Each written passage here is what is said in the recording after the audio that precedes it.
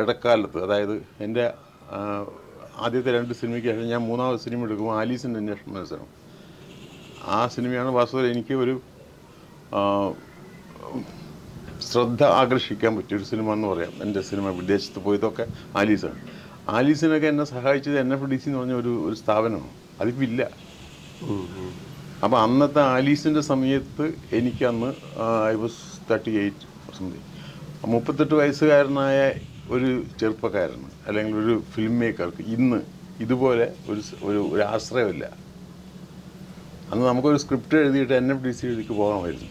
ആ സ്ക്രിപ്റ്റ് ശരിയാണെന്ന് തോന്നുന്നു. അതിനിടയിലൊന്നും ഇപ്പോൾ എനിക്കറിയാവുന്ന, നേരിട്ട് അറിയാവുന്ന കാര്യമാണ്, ആ സിനിമയ്ക്ക് NFDC ഫൈനാൻസ് തരാൻ ഒരു രാഷ്ട്രീയ സ്വാധീനങ്ങളൊന്നും ഉപയോഗിക്കേണ്ടി വന്നിട്ടില്ല.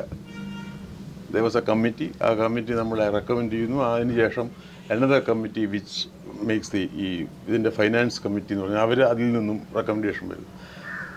അത്രയും മതിയായിരുന്നു അന്ന് നമുക്കൊരു സിനിമ ചെയ്യാൻ. അപ്പോൾ ആ സ്ഥാപനങ്ങളിന്നില്ല. അത്തരം എല്ലാ സ്ഥാപനങ്ങളെയും കുറച്ചായിട്ട് ഇല്ലാണ്ടായിക്കൊണ്ടിരിക്കുക. അപ്പോൾ നമുക്ക് ഇപ്പോൾ സിനിമ ചെയ്യണമെങ്കിൽ ഓഫ് കോഴ്സ് അന്നത്തെ സിനിമയുടെ കണ്ടീഷനല്ല ഇന്ന് കുറേയും കൂടി ഡെമോക്രറ്റൈസ് ചെയ്യപ്പെട്ടിട്ടുണ്ട്. കാരണം ഈ ഡിജിറ്റൽ സിനിമ വന്നതോടുകൂടി ആർക്കും ഏത് ഫോർമാറ്റിലും സിനിമ എടുക്കാമെന്നൊക്കെ ആയിട്ടുണ്ട്. അപ്പോൾ കുറേയും കൂടി ഈസി ഒക്കെയാണ്. പക്ഷെ സ്റ്റിൽ സിനിമ നീഡ്സ് ഫൈനാൻസ്.